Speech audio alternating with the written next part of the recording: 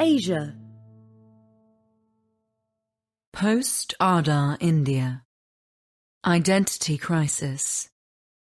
India is obsessed with giving its people unique IDs. The promise of aadhaar, India's biometrics-based national identity system, was a glorious one. It was designed to provide a legal identity to those who possessed no papers and to eliminate the stacks of documents required for even minor administrative tasks. It has largely been a success. 15 years after the first 12-digit unique ID was issued under aadhaar, nearly every Indian has been enrolled. What used to require bundles of photocopies is today achieved with a photograph or a fingerprint. aadhaar has helped cut corruption and fraud in the provision of benefits. Opening a bank account or switching mobile operators now takes minutes instead of days. All kinds of services have been built on top of it. But India's government seems to have forgotten that the system was also meant to reduce duplication. Barely a month goes by without the announcement of another unique ID for yet another set of people. Separate digital IDs have been proposed or rolled out for doctors, nurses, patients, organ donors, and the disabled. Teachers, pupils and foreign students are all in line to get their own unique IDs. There are unique IDs for athletes, judges, farmers, gig workers and septic tank cleaners. That is in addition to the existing IDs, which include passports, voter cards, driving licences and an array of tax identifiers.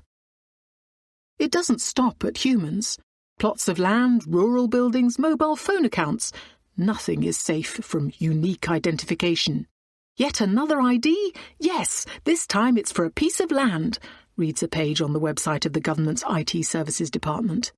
The Department of Animal Husbandry and Dairying is allotting unique IDs to every cow and buffalo in India. The IT Ministry has mooted what one newspaper dryly described as one digital ID that links can access other IDs. This epidemic of IDs is partly the result of the success of aadhaar. Its biometric verification guarantees that someone is who they say they are. The principle can be applied to other schemes. Homes built under an affordable housing programme are geotagged so that it's possible to see the structure on which funds have been spent. Digital oversight can't eradicate corruption, but it does make it more difficult. Yet many new IDs lack any such underpinnings. Much of it is branding. Any organisation that deals with people manages its relationships in databases, with each individual assigned a numerical identifier.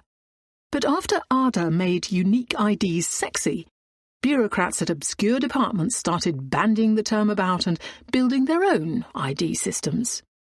You have to have a unique ID for land parcels, for houses, and soon may need a unique ID for a combination of both. The person who occupies the house anyway has a unique ID. It's gone completely berserk, says one expert on tech policy. Even if many of the new IDs are light on substance, they are not cost-free. They require funding, occupy the energies of officials and techies, and test the patience of citizens. They create more avenues for domestic and foreign spooks to snoop on Indians and for hackers to poke at for vulnerabilities. In 2023, data about people who'd taken the COVID-19 vaccine were leaked on Telegram, a messaging app. Though biometric data held by aadhaar are not known to have been compromised, other data it holds have been leaked on several occasions.